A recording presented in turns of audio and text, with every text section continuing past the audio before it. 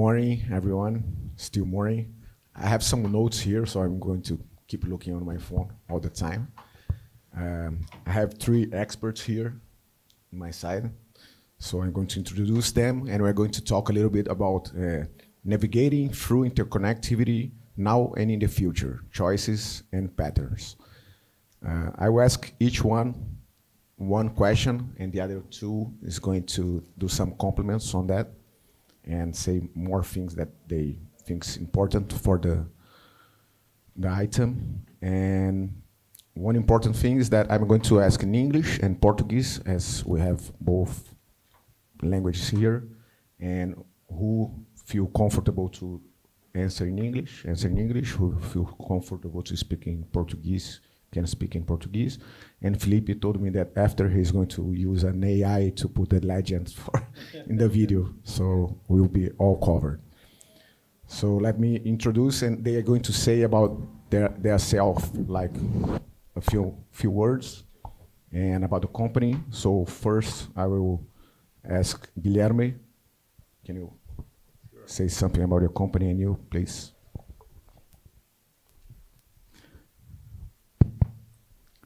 My name is Guilherme Vieira. I'm the sales director for LATAM market from Angola Cables, Telcables Brazil, Angola Cables Group. We work in 3 business verticals here in Brazil. The first one is telecommunications. We work on the infrastructure component, the most basic infrastructure component of the telecommunication, that is the subsea. So this is the first vertical. The second one is data center facilities, also infrastructure. And the third one is a cloud computing. We have 2 nodes here in Brazil. So this is the main focus of the company in Brazil. For the Africa market, we also are an integrator for SAP. But this is not for our market here in Brazil.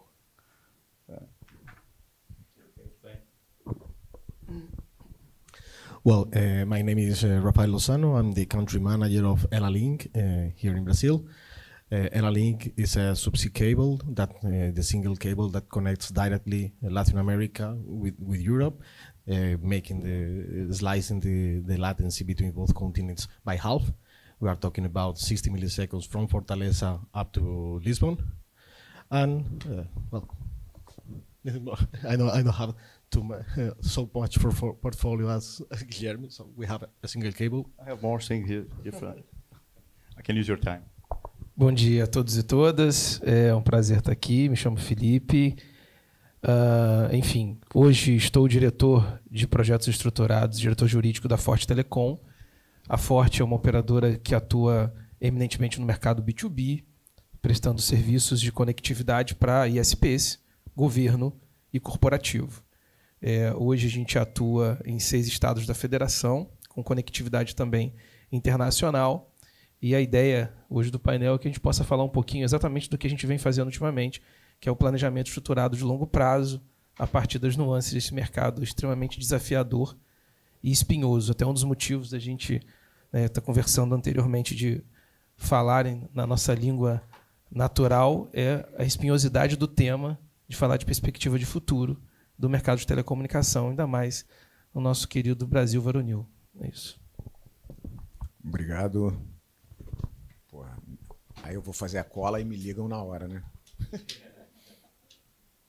Meu Deus do céu. Bom, vamos para a primeira pergunta. Eu vou direcionar ela. Eu esqueci para quem a gente combinou. Para o Rafael, né? Primeiro para o Rafael, vamos lá.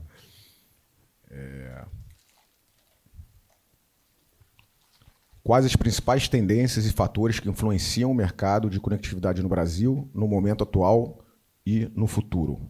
What are the main trends and factors that influence the connectivity market in Brazil and the present and the future?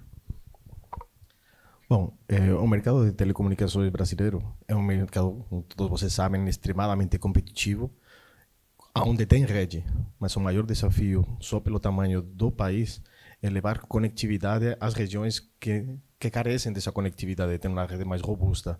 Temos um exemplo claro no norte do Brasil, uma região extremamente rica em recursos naturais, mas com uma carência de conectividade muito grande, o que traz incrementos na brecha digital, traz mais desigualdade, e são coisas que o governo e as operadoras, em conjunto, temos que abordar, porque só com o mundo digital e no mundo de IA, tecnologia que estamos vendo por vir, conectividade vai ser chave para o desenvolvimento da população, dos nossos jovens e do país como um todo. Se a gente quer surfar esta onda de data centers, data mining, machine learning e por aí vai, a gente precisa de muita conectividade e se a gente se fica concentrado ainda no eixo Rio, São Paulo, Fortaleza, a gente vai perder muita competitividade. Tem muitas pessoas extremamente talentosas que são obrigadas a vir a estes centros porque lá não tem possibilidade de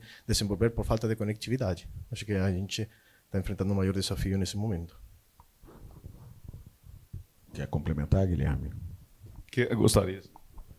Se eu pensar fala demais, me corta aqui, Bruno. Mas quando a gente fala de novas tecnologias, fatores, a pergunta é sobre fatores que influenciam, fatores e tendências que influenciam telecomunicações. Qualquer adoção de qualquer nova tecnologia vai influenciar seguramente telecomunicações. Hoje, telecom é um componente infraestrutural de tecnologias novas que surgem. Então, quando a gente fala do que está em voga agora, que é IA, e principalmente IA generativa, internet das coisas, realidade virtual, realidade aumentada, tudo isso impacta naturalmente telecomunicações. Isso vai nos impactar na medida da adoção. Agora, entre o hype e a realidade, a gente tem uma distância, um gap que tem que ser coberto, né? Aquilo que está hypado, que é moda, tendência, etc., tem que se tornar, tem que se converter, na verdade, em negócios viáveis. Você tem que sair do hype e ir para a realidade dos negócios. A gente viu isso acontecer, acho que pouca gente aqui vai estar há tanto tempo no mercado quanto eu. Tem poucas cabeças brancas aqui, eu estou há mais ou menos 30 anos já. Eu lembro da Fenasoft, era a maior feira de tecnologia que nós tínhamos no Brasil lá na década de 90. Fui para a Fenasoft na época da internet hypada, era a tecnologia na época que estava mais hypada, mas não tinha acontecido efetivamente. E de 95 a 2000, a gente teve um boom disso. Só que o volume de investimentos que veio para a internet foi muito maior do que o mercado tinha condição de entregar na forma de negócios sustentáveis. A gente viu a Nasdaq explodir no ano 2000. A Nasdaq estourou em 2000 e impactou a gente aqui no Brasil muito em 2001. Quem está no mercado há mais tempo lembra bem disso. Eu lembro da Fenasoft, dessa feira. Tinha o maior stand da feira, que era a maior feira de tecnologia do Brasil da época. Era um stand preto, lindo, enorme, maior do que o da Microsoft. E cheio de computadores, tinha uma tela, computador com monitor CRT ainda, aqueles tubo de raio catódico, uma tela preta e uma logozinha no meio dizendo aguarde em breve, etc. Tinha movimento constante, mas não tinha nada, só tinha um monte de modelos contratados, um stand gigantesco chamando muita atenção. Essa empresa virou nada. Ela foi mais uma das muitas investidas na época da internet que se converteu em vapor. Sumiu isso na época. E a gente tem agora uma série de tecnologias que estão por vir. A internet das coisas é a onda que estão comparando ao advento da internet lá na década de 90.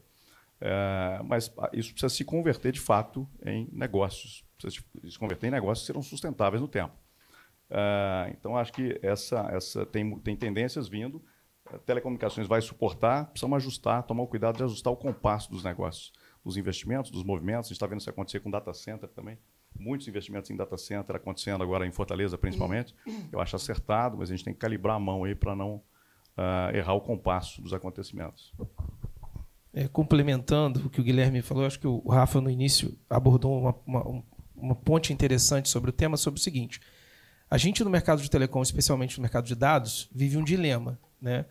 A gente conversava há pouco, eu e o Bruno, sobre esse dilema que o mercado de telecom vive, no sentido de que, hoje, apesar da necessidade, da demanda ser crescente, os preços despencam. Hoje, a comoditização, ou seja, o nosso produto virou uma commodity, é fato. A grande sacada, a grande discussão é como que a gente sai desse dilema, que é maior do que um problema, no sentido de encontrar soluções para que o que a gente presta de serviço continue sendo algo que agregue valor e que mantenha margem de lucratividade. Senão, nenhum investidor vai querer continuar investindo. Então, assim, é óbvio.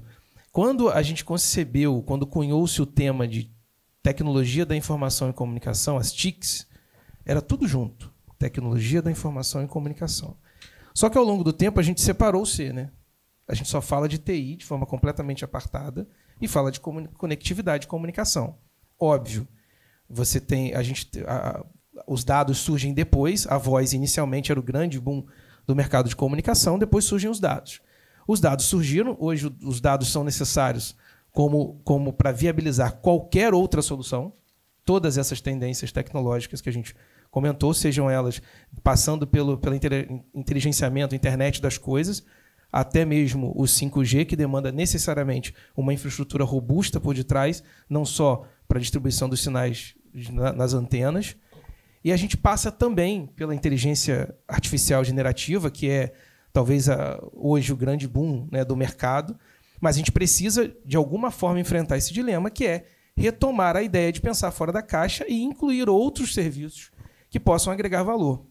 Porém, no mercado brasileiro, a gente ainda tem, fora as tendências, problemas, deveres de casa para serem resolvidos, como o Rafa falou. Apesar de ter uma alta conectividade no Brasil, a gente ainda tem muita área de sombra, a gente ainda tem muita área desprovida de tecnologia de alta capacidade, pouquíssimas redes iluminadas em alta capacidade no Brasil, saindo do miolo do eixo Rio, São Paulo e Fortaleza por causa dos cabos submarinos, só por causa disso. Senão a gente também não teria nem um pedacinho, se não fosse a necessidade de regeneração dos cabos. A gente nem teria o Nordeste nesse mapa. E a gente esquece do Centro-Oeste subindo para o Norte. Né? Então, assim, a gente tem algum dever de casa. Eu acho que o Guilherme falou muito bem da questão da gente aproveitar os investimentos e aproveitar o ensejo disso e fazer de maneira correta. A gente precisa, de alguma forma, fazer com que a gente resolva os problemas que a gente já tem, sem deixar de absorver as tendências, sem deixar de absorver as novas tecnologias. Só para complementar um pouco, Bruno, do que foi falado antes. Eu concordo com vocês. Eu brinco lá e gosto muito de falar que muitas das empresas de telecom, eu falo isso da telecom, inclusive, deixaram de ser telecom. Né? Se você ficar no telecom, você morreu. Exato. Né? A gente brinca que a gente é uma teltech. É você tem que subir na camada de valor para você conseguir sustentar todo esse investimento que é feito em parte de infraestrutura. E outro ponto que acho que é importante falar com o Guilherme, não estavam nas perguntas, mas acho que um outro ponto de dificuldade que tem é a parte de energia, principalmente para data center, né? Que acho que de repente você poderia comentar um pouquinho sobre isso, mas se a gente fala 5 anos atrás, você pensava no máximo um rack com, sei lá, 3 kVA, 5. É verdade. Hoje você está pedindo 20, 30 kVA num rack, né? Então, como é que... Cara, a gente tem a maior matriz de energia limpa daqui das Américas dentro do Brasil, nesse eixo do Mato Piba, lá em cima. Então, eólica, solar, enfim, o nível de insolação.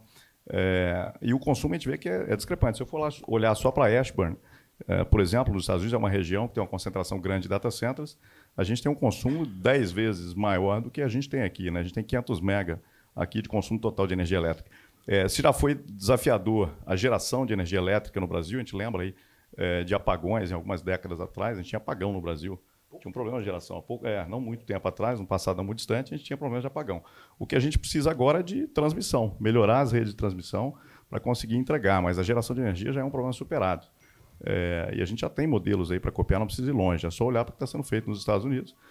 Tem infraestrutura dedicada já para atendimento de data centers, a gente consegue trazer esses modelos, Ctrl+C, Ctrl+V. A energia, de fato, é um desafio e vai ser um desafio cada vez maior.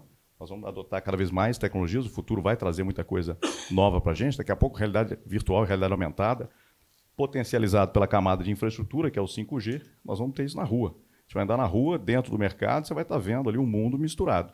Tem você, físico, o mercado físico, mas realidade virtual aumentada, não mais no telefone, mas projetada. Isso vai acontecer, é um futuro que já é inevitável, inexorável, vai acontecer. E para isso a gente tem que ter infraestrutura que suporte. Perfeito. Vamos para a segunda pergunta agora. Second question. What are the main challenges faced by players in the telecommunications industry considering the current and future scenario of the segment? Quais os principais desafios enfrentados pelos players da indústria de telecomunicações, considerando o cenário atual e o futuro do segmento? Para você essa, Guilherme. Desafios atuais e futuros. Eu acho que ajustar os modelos. Se a gente separa a primeira pergunta lá em alguns componentes, a gente tem ali tecnologias novas, fatores que influenciam o futuro, que vão trazer os desafios. Por isso eu estou trazendo a primeira pergunta de novo. Quais são os fatores que vão influenciar, que vão modificar o cenário de telecomunicações, tecnologia, e o que isso traz de desafios? A gente chega nessa pergunta, né, Bruna? Eu creio que se a gente separar isso em componentes, tem tecnologias novas chegando, tem modelos de negócio para tornar isso uma coisa viável. Eu acho que esse é o ponto principal. A gente está vendo modelos de negócio que são análogos à economia compartilhada. Por exemplo, a MVNO é uma forma de você compartilhar uma infraestrutura existente e com uma modelagem de negócio um pouco diferente. Redes neutras e etc. Acho que esse é o ponto. É acertar, encontrar os modelos de negócio que viabilizam aquilo que o mercado precisa nesse momento do tempo e ajustando isso ao longo do tempo. A gente sabe que dentro do mundo capitalista isso tende ao caos, né? Você identifica-se uma oportunidade, por exemplo, data centers em Fortaleza, a bola da vez. A gente vê um monte de projetos todo dia surgindo, gente querendo investir, etc. O compasso dos investimentos está de acordo àquilo que existe de fato de demanda? Ou daqui a pouco nós vamos ter superexploração, Karl Marx já falava disso, né? Dos ciclos caóticos do capitalismo. Tem uma oportunidade, o mercado superexplora a oportunidade, a gente tende, no final, a especulação, passa do ponto, e passa o ponto de inflexão já aconteceu, a gente passou, extrapolou esse ponto e começamos a ter problemas, porque esse investimento não retorna. Acho que acertar o compasso aí dos negócios, encontrar as modelagens de negócio que de fato funcionem, que consigam de novo trazer negócios sustentáveis, é um desafio importante da gente pensar. É importante estar nas mesas aqui de quem está presente aqui na sala e de quem decide telecomunicações no Brasil. Perfeito. Eu acho que sim, acho que o Guilherme foi preciso. Eu incluiria a questão, como eu disse no início, dessa interpretação sobre o serviço prestado a partir dessa lógica da commodity. Eu acho que sim, acho que esse, talvez para o mercado de telecomunicação de dados, seja o principal desafio hoje a ser enfrentado. Os preços, né, a gente já está falando na casa de centavos, é inacreditável, mas estamos falando na casa de centavos. Então, assim, dificilmente, né, só para lembrar, estou falando basicamente de dados, preço de mega, né, link, né, para provedor, enfim, para corporativo, governo. Você ainda tem no mercado corporativo e no governo ainda uma margem um pouquinho maior de preços, mas para ISPs é na casa de centavos. A gente vendendo a poucos centavos. Então, assim, existe uma discussão muito grande sobre eventuais problemas nos cabos submarinos de longo prazo. Acho que tem até uma pergunta que vai abordar esse ponto, que, assim, exceto um problema drástico como uma diminuição de capacidade de cabos submarinos, fora isso, a tendência de preço é só cair. Então, o grande desafio na minha opinião, nas empresas de telecomunicações, buscar produtos que sejam fora da caixa. Então, assim, eu me lembro bem, assim, eu não tenho como deixar de dar esse exemplo, na Forte, a gente só está aqui hoje, a gente só está, né, tendo a oportunidade de expor, de algumas pessoas conhecerem a gente. Hoje bastante empresas conhecem a Forte, contratam. Hoje a gente tem reciprocidade contratual com os principais players no mercado, né? Hoje a gente, né, consegue vender e comprar, e vender e prestar serviços para essas empresas, assim como a gente contrata principais players globais. Mas isso tudo foi graças a um produto desenvolvido dentro da Forte em 2018. O Sérgio Tari, nosso CEO e fundador, Vitor está lá atrás. Foi exatamente um produto de conteúdo pensado fora da caixa, que é o xCloud, que fez a gente crescer em torno de 13, 14 vezes em 2 anos e meio de faturamento. Justamente porque a gente buscou uma forma. Tinham produtos similares no mercado? Similares? Tinham alguns. Prestado por grandes players globais, por empresas de cabo submarino, né? A Globenet está aí, não sei se o Gabriel está aí, foi um parceiro que nos ajudou a desenvolver o produto, mas foi criado dentro da Forte. Esse produto fora da caixa fez com que a gente conseguisse vender com um valor agregado infinitamente maior do que vender a commodity simples do link de internet. Se não fosse o xCloud, a gente não estaria aqui. Estou mentindo, Sérgio, Vitor? Não estou. Se não fosse o produto. Então, assim, eu acho que o grande desafio que a gente tem é lidar com esse mercado que virou uma commodity. A gente é igual posto de combustível, está ficando igualzinho, é bacana, costuma ser algo que dá muito dinheiro, mas é um trabalho gigantesco e o lucro é no centavo. Quem já teve a oportunidade de conhecer algum dono de posto de combustível sabe como é que é isso. Então, assim, a gente está igualzinho. As operadoras de telecomunicações estão no mesmo barco. Se a gente não encontrar a forma de ter produtos diferenciados, que agreguem valor, que busquem diminuir a carga tributária, ainda tem que ter isso, tem que ter inteligência tributária. Porque se for um produto convencional, tributado, e aqui no estado do Rio de Janeiro, em 22% de ICMS, mesmo quando o Brasil inteiro padronizou em 18%, o Rio cobra 22% de ICMS, mesmo com o ato COTEP, mesmo você podendo absorver algum crédito, você ainda tem uma carga tributária muito alta. Então, se não tiver uma inteligência de produtos, diante dessa lógica de preços cada vez mais baixos, e uma inteligência tributária, que eu acho que esses são os grandes desafios, claro, a gente passa... a gente conversava bastante sobre isso com o pessoal da Prosper Capital, que está aí também. A informalidade do mercado de telecom ainda é muito grande, evoluiu muito. A gente sabe, graças às empresas como a Prosper e outras que fazem esse trabalho de melhorar a qualidade da organização tributária e financeira das empresas, mas ainda é um mercado que convive muito com esse problema, a gente sabe disso, principalmente na ponta, nos ISPs, e lembrando que eles são responsáveis pela maior parte da internet do Brasil, não são as grandes só ganham nas capitais. Quando sai da capital, da região metropolitana, quem vence em termos numéricos são os provedores de pequeno porte, né, as PPP, segundo a Anatel. Então, o grande desafio, na minha opinião, assim, complementando o que o Guilherme falou, é lidar com essa situação de preços, aí sim, para que você justifique investimentos, sejam, claro, eles precisam ser assertivos, sem sombra de dúvida. Se antigamente você tinha um pouco de margem para errar, a gente costumou, na lógica do gerenciamento de projetos, a gente fica brincando que o fasejamento precisa ser substituído pelo planejamento. Só que no mercado de TI e telecom, há alguns anos atrás, se você podia se dar o luxo de sair fazendo, mesmo sem estar estruturado, porque o mercado era tão bom, tão lucrativo, que você errando, você ganhava alguma coisa. Hoje já não dá mais para fazer isso. Essa era do rouba-montinho do ISP lá na ponta também está no mercado das operadoras. Então, acho que o grande desafio é ser assertivo no investimento e lidar com essa seara de preços cada vez mais baixos.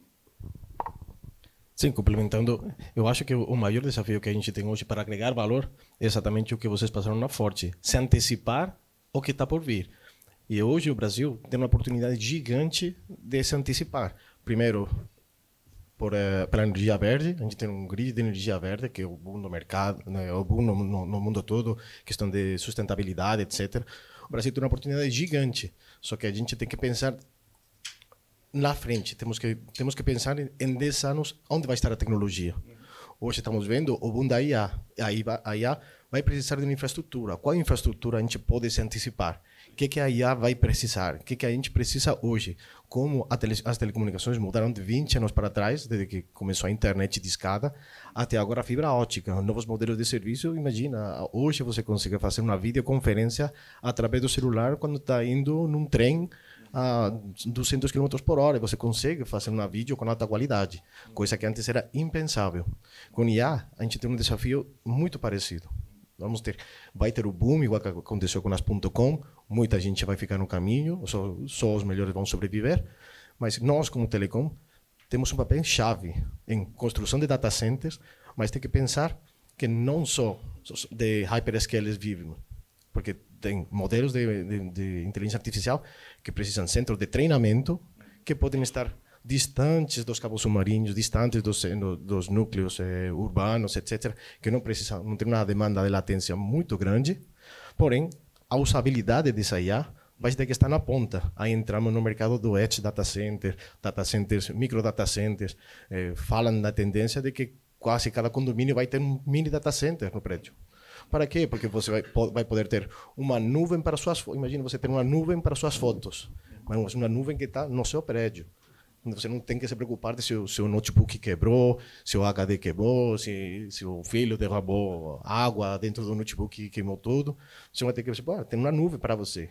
Mas essa nuvem vai ter que ser suportada por outro data center edge, que vai estar em um centro de dados de vários racks, que pode ter uma densidade maior ou menor, para a usabilidade. Porque, falando de a usabilidade da inteligência artificial, você imagina uma inteligência artificial que demorasse 2, 3 segundos para responder? Você pergunta uma coisa para a Alexa ou pergunta para o ChatGPT, você quer uma resposta imediata. Quer ter essa usabilidade, os chatbots, você quer uma resposta imediata. Isso tem que ter uma latência baixa, uma infraestrutura robusta, mas porque senão a experiência do usuário mata o produto. E tudo isso vai ter que trazer mais. Falamos de carro conectado, carro autônomo, realidade virtual, realidade aumentada, metaverso, que foi a bola do ano passado, que ninguém mais fala de metaverso, mas que vai ser uma realidade. Daqui a pouco, as pessoas que estejam atendendo um evento como este vão poder assistir na casa deles com os óculos de realidade virtual como se estivessem aqui presenciais, com a mesma experiência, a mesma sensação. E tudo isso, uma das chaves, e o Guilherme não vai deixar mentir, vai estar na latência. Na latência tanto local, tanto as redes locais de fibra ótica até esses data centers, quanto a rede internacional. Repetindo, esses modelos de inteligência artificial, onde são treinados, não vão precisar estar perto de você. Podem estar nos Estados Unidos, pode estar na Europa, pode estar na África, etc. Porque você vai precisar de grandes data centers com alta densidade de racks. Estava falando antes do consumo de rack, já está se falando de 100 kVA em um rack. Um negócio completamente absurdo de consumação. E também vai ter uma derivada a mais, que é a computação quântica. Computação quântica e comunicações quânticas, que isso se fala pouco, mas está muito para frente. Então, a gente tem que prever aonde que vai estar o mercado nos próximos 10 anos e se antecipar para criar produtos de alto valor e que não apareça uma startup que acabe pegando essa ideia e acabe ficando com um pedaço do nosso bolo.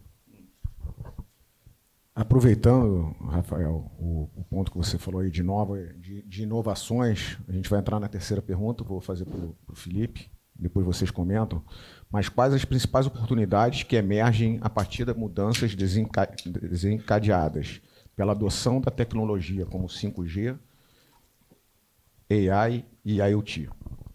Deixa eu fazer em inglês também. What are the main opportunities that emerge from the changes triggered by the adoption of technologies such as 5G, AI and IoT? Acho que a gente já tratou um pouquinho, né, abordou esse tema de forma superficial, mas eu acho que é importante a gente tratar.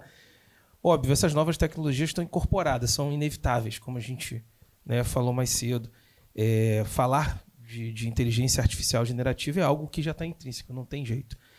Eu acho que a gente precisa evoluir na sua aplicação e usabilidade, por exemplo. Óbvio, chat, bot, atendimento, isso já é o básico, né, gente? Isso não dá nem para considerar mais. Ter um atendimento automatizado de forma inteligente, para que possa ser responsivo, a partir, obviamente, de todas as nuances da inteligência artificial generativa, é o básico. Mas a gente precisa evoluir para usos mais avançados.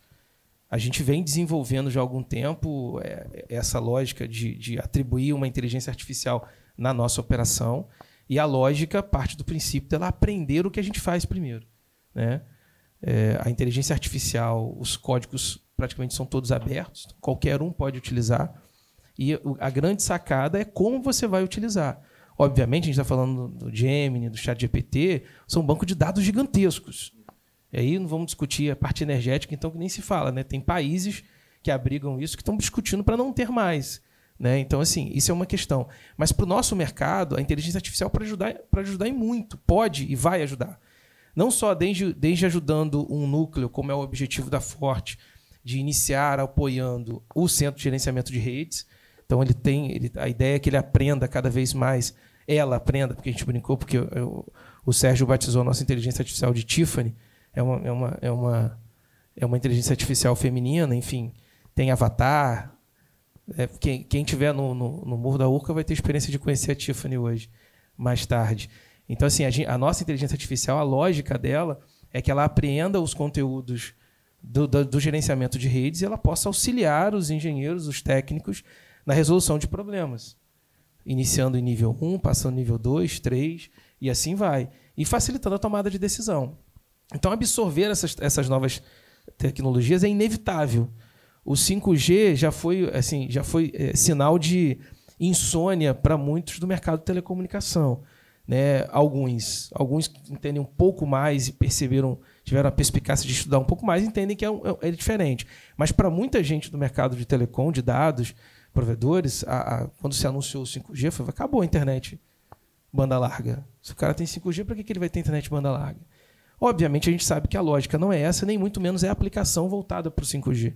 O 5G veio efetivamente, apesar de no Brasil ainda estar longe de ser o ideal, a gente sabe disso, especialmente nas cidades, tem muita dificuldade. E essa dificuldade perpassa também pelos investimentos. Os investimentos são gigantes e você não tem retorno desses investimentos. Então, assim, é claro, nós estamos discutindo algo que foi objeto de um leilão, então tem um edital, tem obrigações. Mas eu não estou discutindo nessa lógica, estou discutindo na prática, na real. Os investimentos altíssimos para você colocar os equipamentos 5G e eles não retornam. Então, assim, é preciso que a gente também absorva e volte a questão inicial de ser mais assertivo nos investimentos, que a gente tem a oportunidade. Então, assim, na nossa visão, especialmente a visão que a gente tem na Forte, é que essas novas tecnologias precisam necessariamente estar no nosso dia a dia de uma forma íntima, muito mais do que somente para inglês ver, como a gente costuma dizer aqui no Brasil. Não é uma lógica que dá para passar mais despercebido. E essas novas tecnologias, especialmente a internet das coisas, podem fazer com que a gente evolua e pense mais fora da caixa com soluções que envolvam a volta do que eu disse no início. Tecnologia da informação e comunicação. Ela não pode ser separada, desassociada. A comunicação precisa estar associada ao TI. Não tem como mais a gente ficar trabalhando nichado, separado, em nichos completamente distintos. Né? Bruno falou no início, né? Como é que você chama lá na Telecom? Teltec. É essa a lógica, não tem como ser diferente. Não tem como a gente ficar... É claro, repito, que nós temos o dever de casa no Brasil para ser resolvido. A gente precisa chegar no norte do país e em parte do Nordeste com alta tecnologia, precisa, em termos de internet, em termos de dados, redes iluminadas. A gente precisa fazer isso? Precisa. Precisa de investimento para fazer isso? Precisa. Podíamos absorver mais o FUST que está aí para fazer esse tipo de investimento. É claro, conectar a escola é bem legal, mas muitas vezes o projeto de conexão de escola não atende esses projetos locais. É igual, por exemplo, as fibras que existem nos rios. O Brasil inovou de uma forma, mais uma vez, inigualável. A gente tem fibra embaixo do rio, que é muito difícil. A engenharia indica que é mais difícil do que fazer exatamente embaixo da água do mar. No rio é muito mais difícil. A gente fez aqui no Brasil. A gente conseguiu fazer. Aí eu pergunto, alguém já parou para perceber o que está sendo conectado nessas fibras? Quase nada hoje. Ela interconecta bases do Exército, algumas bases da ANP. E hoje o projeto está sendo... tem vários editais saindo, várias parcerias buscando dar usabilidade para esses cabos que estão lá. Então, assim, a gente precisa resolver um dever de casa que é levar a internet para o Brasil. E ainda, sem contar que em alguns municípios dos estados mais próximos da gente ainda padecem de redes com dificuldade. Não precisa ir muito longe, não. Aqui no estado do Rio de Janeiro tem determinadas cidades que têm dificuldade, tem um ou outro cabo só que chega lá, com pouca dificuldade, são extremos. Minas também. Então, assim, a gente tem que resolver esse dever de casa, resolver o investimento a curto prazo que a gente poderia absorver, por exemplo, através do FUST, que era uma questão que poderia ajudar, além do fato de absorver novas tecnologias. Então, assim, tem que resolver o dever de casa, separar os dois problemas que a gente tem. A gente tem dois dilemas, que é o dilema do futuro da telecomunicação de dados no Brasil e aquilo que a gente tem de dever de casa para resolver. Apesar de ser algo que já avançou muito, a gente hoje tem grande parte do Brasil com rede de dados, mas ainda tem muito para avançar. Então, nesse aspecto, eu acho que as novas tecnologias podem auxiliar com que as empresas consigam alcançar esses objetivos de uma forma mais assertiva. Alguém quer comentar? Não, eu queria complementar. Tem que ser rapidinho, tá? Não, rapidinho. Tipo, pegando o gancho do que você está falando, que é super relevante, eu estava outro dia assistindo também uma outra palestra onde se falava de usabilidade da IA no mundo das telecom. E o que você falou bateu na mosca, porque a questão é como a IA vai nos ajudar no despliegue de redes. Como podemos utilizar a IA para maximizar o retorno, porque muitas vezes falamos da parte de cobertura celular. Putz, você vê que tem uma área, tem que colocar uma torre em um canto ou em outro. Você fala, mas na torre A tem mais pessoas e na torre B tem menos pessoas. A lógica inicial, você fala, não, vou colocar na torre A porque vai ter mais clientes, etc. Mas graças a IA e os bancos de dados, você vai conseguir cruzar. Fala, não, mas espera aí, aqui o público da torre A tem um ARPU médio de R$20. Mas na torre B tem um ARPU médio de R$200. Putz, então faz muito mais sentido investir onde vai trazer mais retorno, mesmo que atenda menos pessoas. E aí o investimento vai ficar mais legal. Aí, através da inteligência artificial, na parte de dados e cada vez mais, vamos conseguir identificar aonde nossos clientes estão se movimentando. Putz, você tem uma pessoa que mora em São Paulo, mas você detecta que tem um nicho de pessoas que vai para o interior de Minas.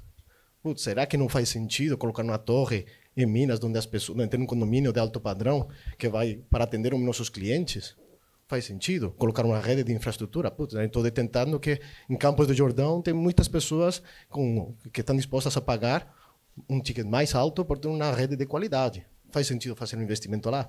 E toda a parte de inteligência artificial, com os dados que a gente tem dentro da casa, vai nos ajudar a ser mais assertivos e acertar mais aonde colocar o dinheiro para maximizar o retorno. Só quero acrescentar, Felipe, você falou sobre o 5G, do medo aí dos ISPs, etc. Eu acho que é um medo que tem que ter. É uma realidade já em outros países. Aqui no Brasil acho que ainda vai demorar mais tempo.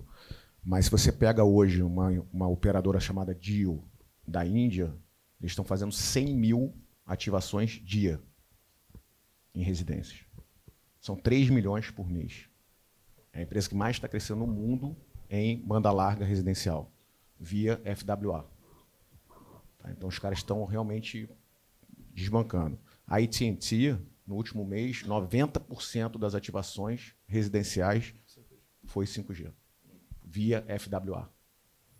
Então, isso é uma realidade. A Jio ela até usou um nome que do produto dela é Air Fiber, que na verdade é a fibra pelo ar, que é o 5G, que é exatamente como o Tonise lá da Qualcomm fala, que é o 3 uns, né? 1 milissegundo, 1 milhão de pessoas e 1 giga. Tudo, que achei um exemplo fantástico. Então, acho que só para acrescentar, falando sobre esse case. Né?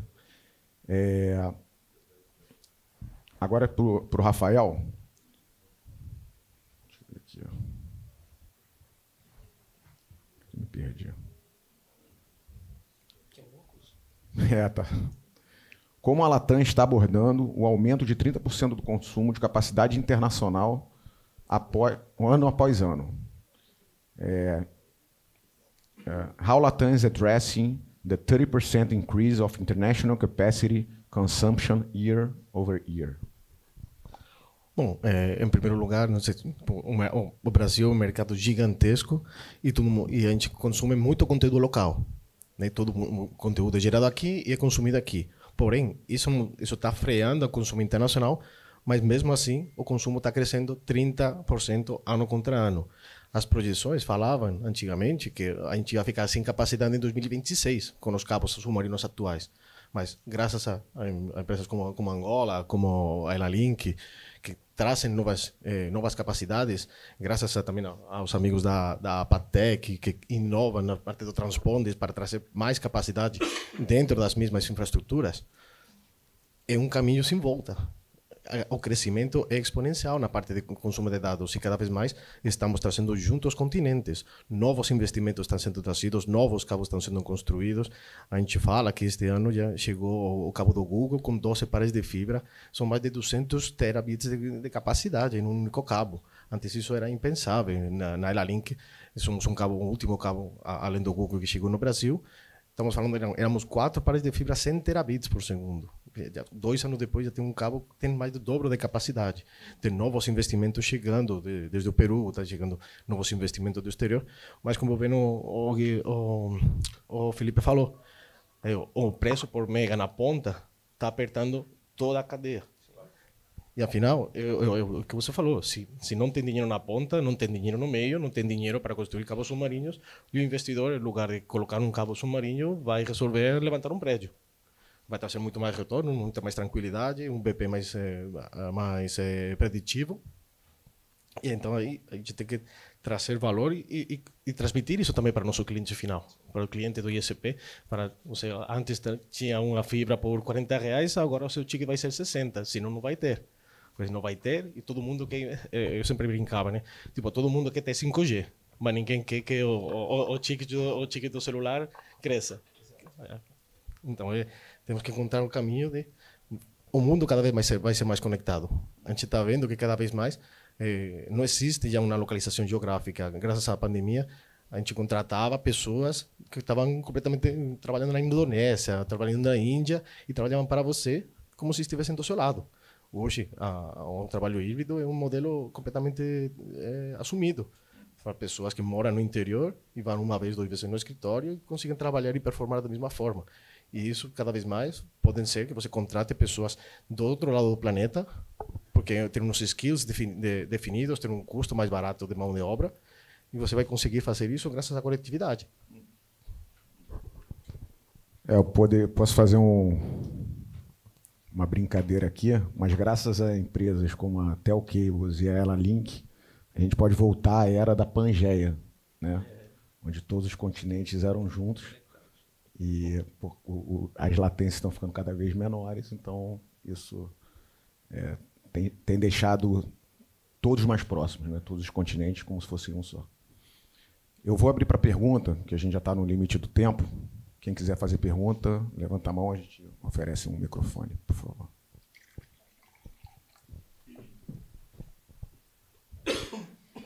Então, bom dia. Eu queria fazer uma pergunta em relação a preço. O que, na concepção de vocês, faz vocês acreditarem que tudo hoje sobe? A água sobe, a luz sobe, e não existe nenhum... algo que se diga por que isso está subindo, né? Ou que não se aceite essa subida no preço. E por que, no caso da internet, isso não pode ser dessa maneira? Por que não se pode ter um preço subindo de internet hoje, justamente justificando os investimentos que estão sendo feitos para uma entrega de maior capacidade? E isso não é visto pelas pessoas como algo aceitável. Todo mundo espera um aumento de capacidade, mas não aceita um aumento de preço. Espera um aumento de qualidade e capacidade, mas não aceita um aumento de preço. Foi pensado já numa possibilidade de todos aumentarem?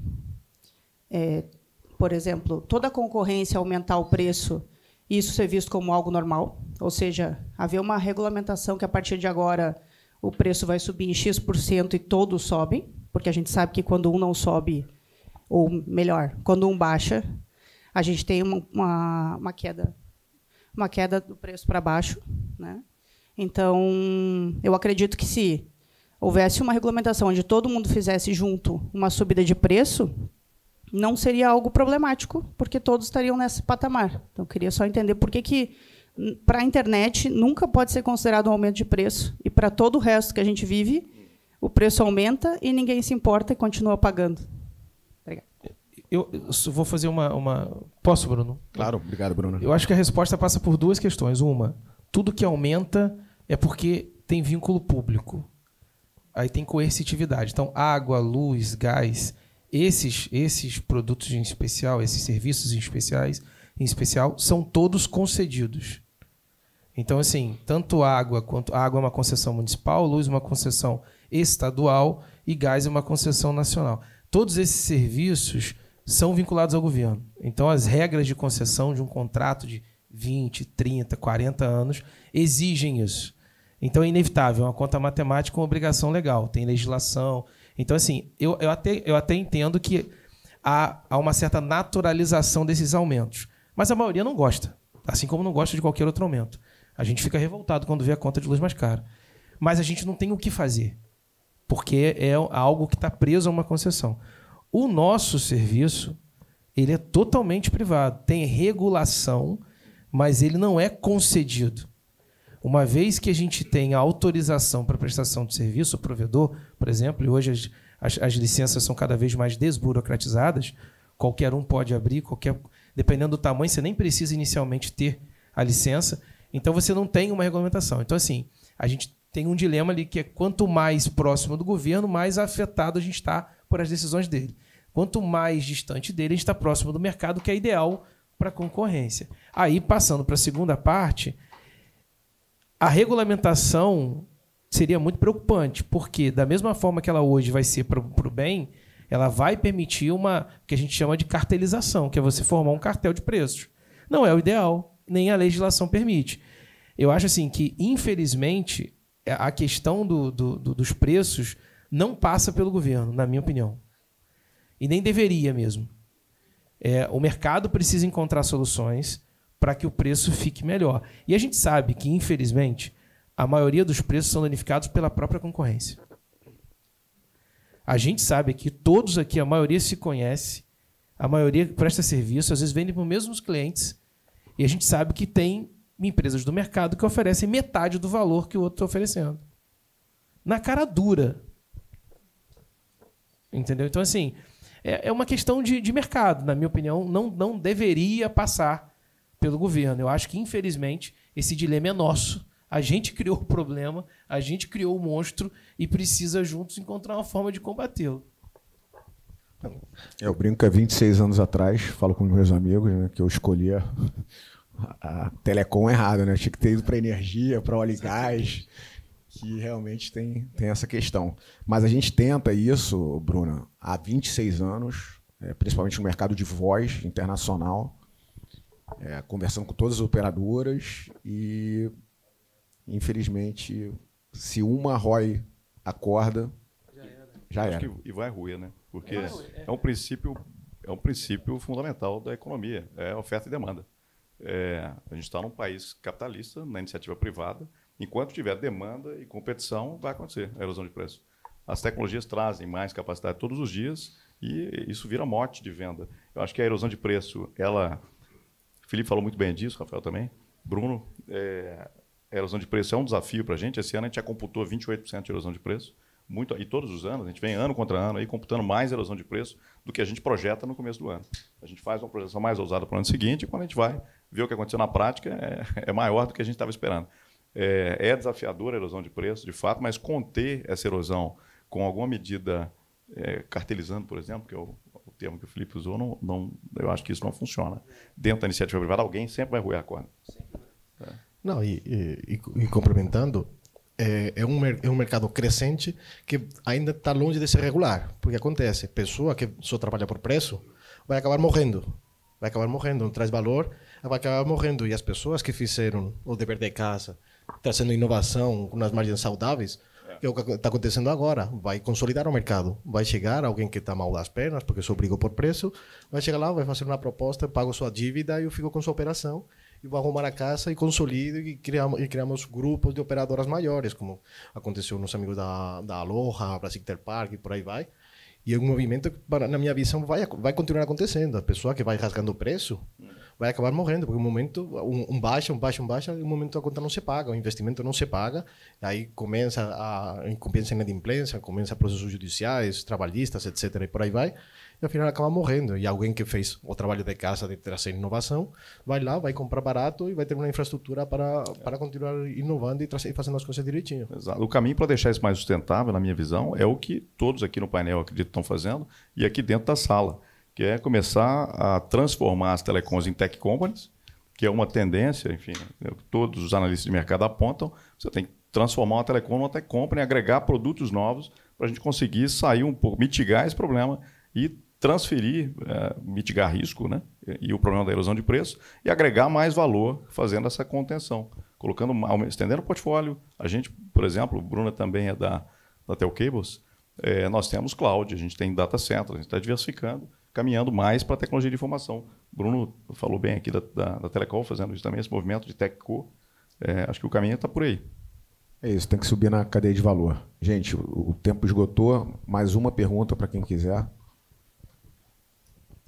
Denis. Tudo bem? Deixa eu fazer uma pergunta um pouco incômoda e chata.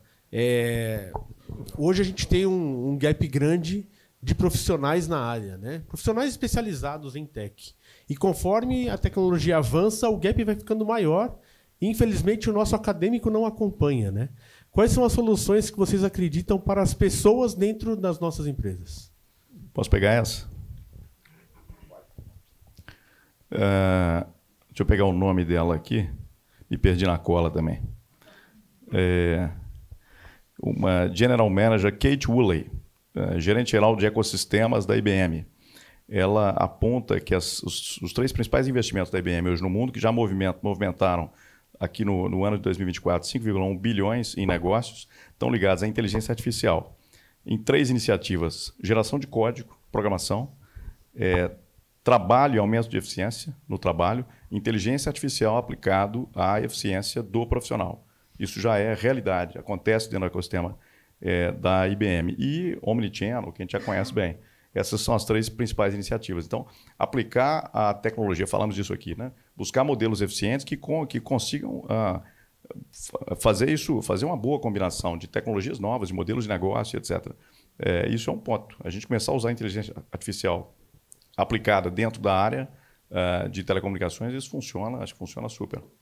Essas gerações mais novas que a nossa já estão usando bem. Meu filho usa o tempo todo. IA, eu acho que isso é tendência daqui para frente forte. Eu concordo com o Guilherme, mas eu colocaria algumas questões. Assim, a gente sabe que os profissionais da área de telecomunicação têm uma qualidade de vida bastante prejudicada. Estou mentindo? Alguém discorda? Esporadicamente, eventos como ontem à noite, o que deve ter hoje à tarde, fazem com que a gente aumente o quê? Momentaneamente. Mas a gente sabe que a qualidade de vida é muito prejudicada. Para quem não sabe, o Felipe tem só 22 anos. Eu estava vendo um vídeo ontem do Silvio Santos perguntando a idade. 35 anos, 25 anos. Cara de muito velho. Né? Hoje é diferente, mas eu estou tipo essa lógica aí. Mas, assim, porque a gente vive 24 horas pelo trabalho, pela necessidade. Né? Não pode parar nunca o que a gente faz. Então, assim, eu acho que talvez um dos grandes desafios seja a gente conseguir melhorar mudar um pouco essa lógica. Então, assim, é preciso que a gente amplie as equipes, é preciso que a gente tente, de alguma forma, melhorar a qualidade de vida dessa galera, porque a maioria acaba zarpando. Por exemplo, na Forte, não tem como o cara trabalhar se for monotarefa. Ele não consegue ficar. Não consegue ficar. A gente teve uma baixa, talvez seja a única, a gente nunca sai ninguém da Forte, só entra. Não tem histórico de demissão. Mas teve uma perda recentemente, que eu vou dar o exemplo do nosso amigo, era um excelente funcionário, talvez uma das cabeças mais inteligentes que já passaram pela Forte. O cara é fora completamente da curva, só que ele é totalmente monotarefa. Ele não conseguia, e por mais que a gente tentasse, ele não se adaptou. Ele pediu para sair. A gente ainda segurou um tempo, todo mundo conversou, o Sérgio conversou, pelo amor de Deus, fica aqui, tá pensando no futuro, que o cara tinha um futuro promissor, mas o cara não aguentou o ritmo de ser multitarefa. Então, assim, a gente precisa encontrar dentro de casa soluções para que a gente possa dar qualidade de vida. Eu acho que o desafio de melhorar a qualidade de vida dos nossos funcionários, dos nossos colaboradores, da gente, no mercado de telecomunicação, é imprescindível. Passa por tudo, a melhoria do ambiente de trabalho, né, assim, coisas bobas que funcionam pra caramba. A galera queria muito uma máquina de café há muito tempo lá numa das bases da Forte, mas porque queria uma específica. Vamos lá, pegamos uma máquina. Como é que é o nome da estrela? Como é que é o nome, Vitor, da máquina de café? Alegria. Então, isso traz são coisas que no dia a dia mudam completamente a reação do indivíduo. Então, assim, desde o ambiente mais agradável, o cara tem uma qualidade... O computador dele já é top, beleza. Mas ampliação de tela, bota mais tela para o cara. Faz a gente colocou todo mundo da engenharia, a gente personalizou uma cadeira gamer específica para eles viram, eles mesmos identificaram, foram no fabricante e tal, negociaram para colocar a cadeira personalizada da Forte, mas a cadeira que eles escolheram, a cadeira gamer para eles sentarem. Então, assim, eu acho que a gente precisa de sinais de gestão de pessoas, que já é comum em outros mercados e que a gente acaba relevando, né? Às vezes, até no home office, a pessoa não tem qualidade para ter o home office, não tem um ambiente adequado.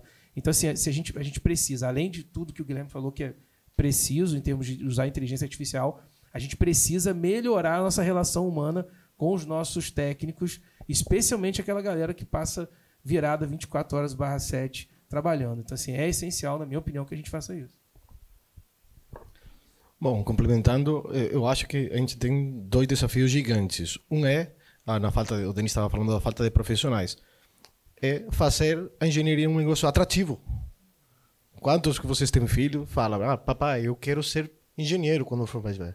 Você vê o que o Felipe falou, você vê o pai trabalhando 24 horas, todo dia no computador, fala, putz, eu não quero essa vida, não. Eu vou ser advogado, vou ser influencer. O que você faz, papai? É isso que eu não quero fazer. vou ser influencer, vou fazer outras coisas, mas pô, ser engenheiro é muito puxado.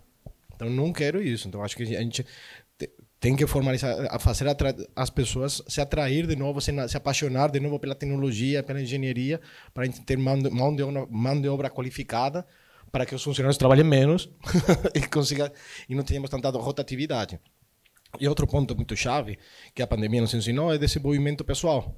Já não só ficar na parte de hard skills, sino cuidar muito dos soft skills.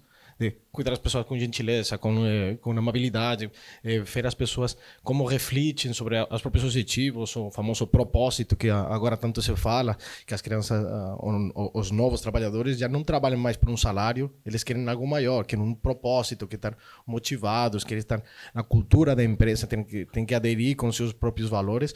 Uma coisa que a gente precisa trabalhar muito, porque quando você trabalha essa parte de valores, se você se preocupa com a pessoa, entender se a pessoa, não, eu tenho que pegar o filho na escola e eu não posso entrar às 9, preciso chegar às 10 porque não tenho com quem deixar o filho. Quando você começa a entender tudo que envolve o trabalho, a vida da pessoa, esse funcionário não gira. Imagina essa qualidade de vida quando a empresa te abraça, quando entende suas dores, quando fala, entende que hoje não posso ir porque tenho que cuidar do meu filho, minha mãe está doente, está no hospital, vou teletrabalhar hoje, eu tenho que ir para Boston porque meu pai vai ser operado. Tudo bem, quando a empresa entende, não tem funcionário que vai embora, não tem dinheiro que pague isso. Denis, eu acho que essa dor é de todo mundo.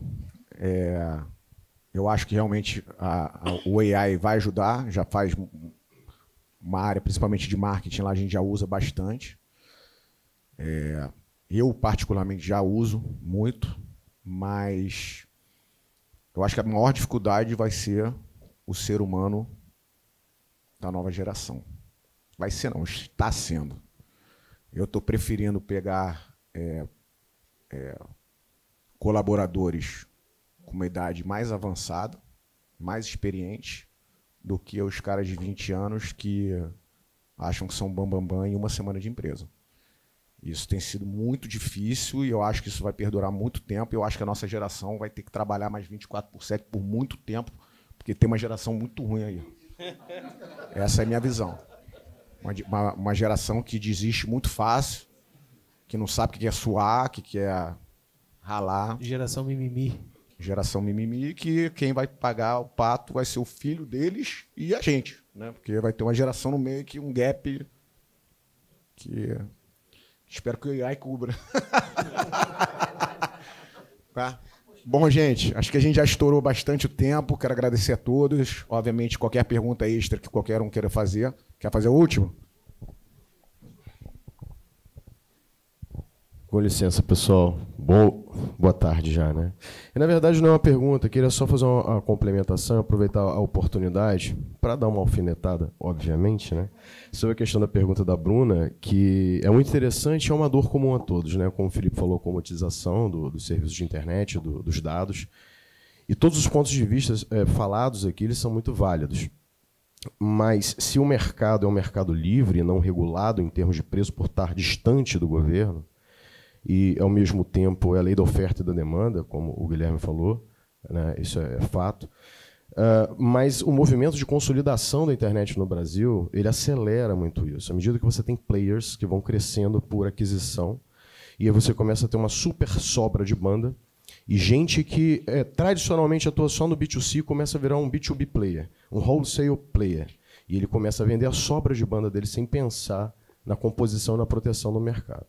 E aí, pela lei da oferta e da demanda, todo mundo, para defender sua receita e sua base de clientes, acaba tendo que cobrir e o preço começa a despencar. Então, essa erosão, eu acho que, se a gente fizer o dever de casa, como a Bruna falou, se todo mundo se juntar, isso é impossível em nível de Brasil.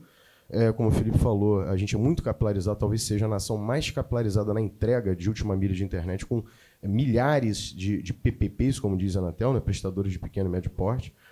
Agora, uma observação, né? Isso parece utópico, essa ideia do clubinho, né? E não transformar num cartel. E por que eu disse alfinetado? Porque aqui a gente tem Telcables, a gente tem representante da Ciborne, tem da Sirion, tem da Telxius, tem a Lalink, tem a Vital. Assim, temos proprietários de cabo submarino aqui. Aí sim é um clubinho bem mais restrito. Qual é a sensação de uma pessoa que vive no Brasil, por exemplo, ou na Argentina, ou no Uruguai, ou em algum país que não seja da América do Norte? E por que eu digo América do Norte? Se você acorda hoje e você não tem um Google, você liga a TV, o Netflix não funciona. Você vai traçar uma rota, não tem Google Maps. Você vai mandar uma mensagem, não existe mais WhatsApp. Você vai ver rede social, cadê o Instagram? Acabou. São mais de 800 mil rotas compondo o full routing da internet. Eu falei de 3 empresas que, se elas apagarem, você tem a sensação que a internet deixou de existir. Essas 3 empresas estão no eixo São Francisco, Santa Bárbara, Santa Mônica, estão ali, no miolo do Vale do Silício. O que eu estou querendo dizer é que, na base da pirâmide do processo de entrega de conectividade, o interesse de tráfego ele é de mais de 90% em cima de um foco muito específico na América do Norte. E a gente só chega lá por vocês. Né? Não tem sinal de fumaça, pombo-correio, não tem baixa órbita que dê vazão numa estrutura de banda e latência capaz de nos interligar ao maior interesse de tráfego da internet que está na América do Norte. Então, eu acho que assim, aí sim, um clubinho das operadoras de cabo submarino. Existe CDN, eu consigo pegar esses conteúdos nos pontos de troca de tráfego do Brasil? Sim, lógico. Mas isso nasce em algum lugar. Isso nasce na Califórnia. A Apple está lá. Então, assim, os conteúdos estão lá. Então, eu acho que se tem um dever que consegue, eu não diria reverter, mas que consiga retardar isso começa nas empresas de cabo submarino. Que talvez, claro, elas têm que estar preocupadas em transformar o negócio deles em uma coisa tech também, né? Não é só telco, mas eu acho que se tem alguém com poder, e não diria de regular, mas de segurar um pouco essa bagunça, a erosão dos preços, ela está na mão de quem conecta a gente, aí eu falo mais de Latam, aos 90% ou mais de 90% de interesse de tráfego da internet. São as empresas de cabo submarino. E aí é um clube muito fechado. Então fica só uma alfinetada, porque assim, se tiver que haver um movimento, ela tem que começar a partir dos caras que nos ligam à internet de fato. Vamos subir preço, então? Começou? Tá valendo? Bom, gente, obrigado. Acho que agora é lunchtime, right? Hora do almoço. Obrigado a todos. Obrigado. Obrigado.